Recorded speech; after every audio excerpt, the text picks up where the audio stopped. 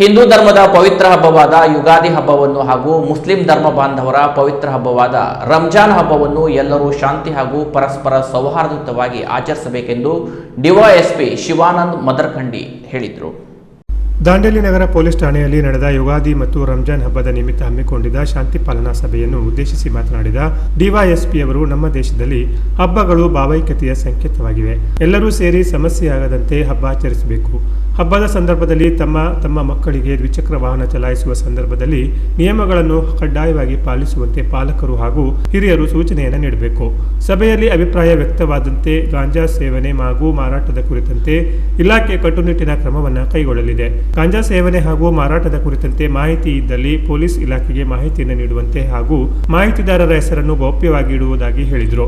ಯುಗಾದಿ ಮತ್ತು ರಂಜಾನ್ ಹಬ್ಬವನ್ನು ಶಾಂತಿಯುತವಾಗಿ ಹಬ್ಬದ ರೀತಿಯಲ್ಲಿ ಆಚರಿಸಬೇಕೆಂದು ಕರೆ ನೀಡಿದರು. ಸಿಪಿಐ ಶಿವಾನಂದ ಅಂಬಿಗೇರ ಯಾವುದೇ ಅಹಿತಕರ ಘಟನೆ ಅವಕಾಶ ನೀಡದೆ ಸೌಹಾರ್ದತೆಯಿಂದ ಹಬ್ಬವನ್ನು ಆಚರಿಸುವಂತೆ ಕರೆ ನೀಡಿದರು. ಸಭೆಯಲ್ಲಿ ಬ್ಲಾಕ್ ಕಾಂಗ್ರೆಸ್ ಅಧ್ಯಕ್ಷ ಮೋಹನ್ ಹಲವಾಯಿ, ಅಂಜುಮನ್ ಅಹಲ್ಲೆ ಸುನ್ನತ್ ಸಂಸ್ಥೆಯ ಪ್ರಧಾನ ಕಾರ್ಯದರ್ಶಿ ಇಕ್ಬಾಲ್ ಶೇಖ್ ಅವರು ಮಾತನಾಡಿ, ನಗರದಲ್ಲಿ ಗಾಂಜಾ ಸೇವನೆ ವ್ಯಾಪಕವಾಗಿದ್ದು ಯುವ ಜನತೆ ಗಾಂಜಾ ಸೇವನೆಯ ಚಟಕ್ಕೆ ಅಂಟಿಕೊಂಡಿರುವುದು ಬಹಳ ದೊಡ್ಡ ಆತಂಕಕ್ಕೆ ಕಾರಣವಾಗಿದೆ. ಈ ನಿಟ್ಟಿನಲ್ಲಿ ಇಲಾಖೆ ಕಟ್ಟುನಿಟ್ಟಿನ ಕ್ರಮವನ್ನು ಕೈಗೊಳ್ಳಬೇಕೆಂದು ಮನವಿ ಮಾಡಿದರು. ಸೌಹಾರ್ದತೆಯ ಒಂದು ಪ್ರತೀಕ ದ್ಯೋತಕ ಆಗಿರತಕ್ಕಂತಹ ಊರು ದಾಂಡೇಲಿ ತಮಗೆಲ್ಲ ಗೊತ್ತಿದೆ. ಬಟ್ ನಾವು ಹಬ್ಬಗಳು ಬಂದಾಗ ಇಟ್ಸ್ ಕ್ವೈಟ್ ನ್ಯಾಚುರಲ್, ನಮ್ಮ ಮೇಲಿನ ಆದೇಶ ಇರುತ್ತೆ, ನಾವು ಮೀಟಿಂಗ್ಗಳನ್ನು ಮಾಡಲೇಬೇಕು. ತಮ್ಮ ನಡುವೆ ಸೌಹಾರ್ದತೆಯನ್ನು ತರಲಿಕ್ಕೆ ನಾವು ನಮ್ಮ ಪ್ರಯತ್ನ ನಾವು ಮಾಡಲೇಬೇಕಾಗುತ್ತೆ.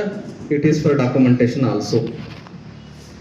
ಸೊ ತಾವೆಲ್ಲ ಮೆನ್ಷನ್ ಮಾಡಿದ್ರಿ, 19ನೇ ತಾರೀಕು ಯುಗಾದಿ ಇರುತ್ತೆ ಮತ್ತು 21ನೇ ತಾರೀಕು ರಂಜಾನ್ ಹಬ್ಬದ ಆಚರಣೆ ಇರುತ್ತೆ.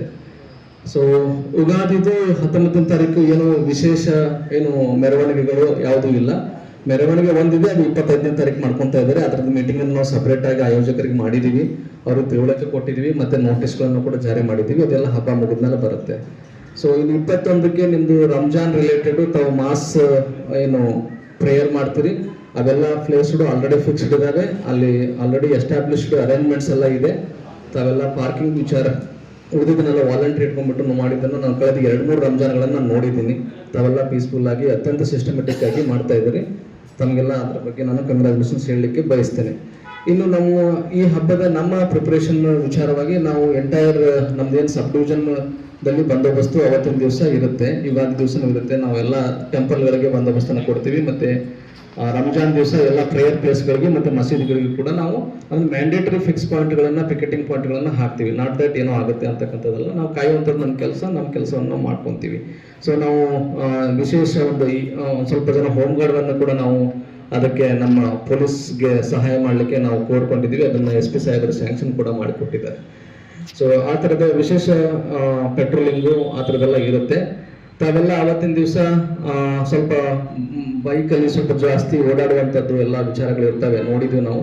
ಸ್ವಲ್ಪ ತಾವು ತಿಳುವಳಿಕೆ ಹೇಳಬೇಕಾಗುತ್ತೆ. ಹುಡುಗರು ಟ್ರಿಪಲ್ ರೈಡಿಂಗ್ ಮಾಡ್ತಾರೆ, ಜೋರಾಗಿ ಓಡಿಸ್ತಾರೆ. ಅವತ್ತೇನೋ ಹಬ್ಬದ ಹುಮ್ಮಸ್ ಇರುತ್ತೆ, ಆ ಹುಮ್ಮಸ್ನ ಓಡಾಡ್ತಾರೆ. ಸ್ವಲ್ಪ ಮಟ್ಟಿಗೆ ಅದು ತಮ್ಮ ಮಸೀದಿ ಏನು ಅನೌನ್ಸ್ಮೆಂಟ್ ಇರುತ್ತಲ್ಲ, ಅದರಲ್ಲಿ ತಾವು ತಿಳುವಳಿಕೆ ಹೇಳಿದ್ರೆ ಅದು ಸಾಕಷ್ಟು ಕಡಿಮೆ ಆಗುತ್ತೆ ಅಂತಕ್ಕಂಥದ್ದು ಇದು.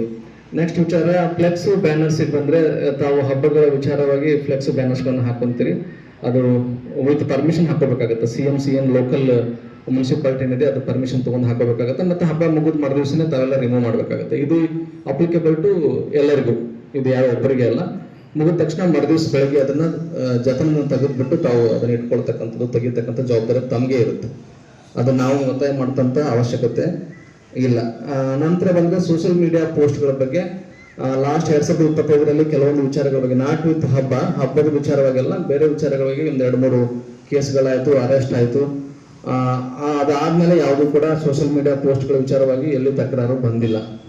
ಸೊ ಅದೇ ರೀತಿ ಮುಂದುವರಿತೈತೆ ಅಂತ ಭಾವಿಸ್ತೇನೆ ನಾನು. ಯಾವುದೇ ಕಾರಣಕ್ಕೂ ಸೋಷಿಯಲ್ ಮೀಡಿಯಾದಲ್ಲಿ ಏನೇ ಹಾಕಿದ್ರು ಕೂಡ 10 ಸಲ ವಿಚಾರ ಮಾಡಿ ಇದ್ರದ್ದು ಪರಿಣಾಮ ಏನಾಗುತ್ತೆ ಅಂತಕ್ಕಂಥ ಹಾಕ್ತಕ್ಕಂಥದ್ದು ಪ್ರತಿಯೊಬ್ಬ ಸೋಷಿಯಲ್ ಮೀಡಿಯಾ ಬಳಸ್ತಕ್ಕಂತಹ ಪ್ರತಿಯೊಬ್ಬ ನಾಗರಿಕನ ಮೂಲ ಜವಾಬ್ದಾರಿ ಆಗಿರುತ್ತೆ. ಹಾಕಿದ್ಮೇಲೆ ನನಗೆ ಗೊತ್ತಿಲ್ಲ ಸರ್, ನಾನು ಬರೀ ಶೇರ್ ಮಾಡಿದೆ ಸರ್ ಅಂತಕ್ಕಂಥದ್ದು ಯಾವುದೂ ಬರಂಗಿಲ್ಲ. ಹಾಕಿದ್ಮೇಲೆ ನಾವು ಸ್ಟ್ರೇಟ್ ಅವೇ ಕೇಸ್ ಬುಕ್ ಮಾಡ್ತೀವಿ. ನಮ್ಮದು ಸ್ಟೇಷನಲ್ಲಿ ಸೋಷಿಯಲ್ ಮೀಡಿಯಾ ಮಾನಿಟರಿಂಗ್ ಸೆಲ್ ಅಂತ ಇದೆ, ಅದಕ್ಕೆ ಸಪ್ರೇಟ್ ಸಿಬ್ಬಂದಿಗಳಿದ್ದಾರೆ, ಅವರು ಅಬ್ಸರ್ವ್ ಮಾಡ್ತಾ ಇರ್ತಾರೆ.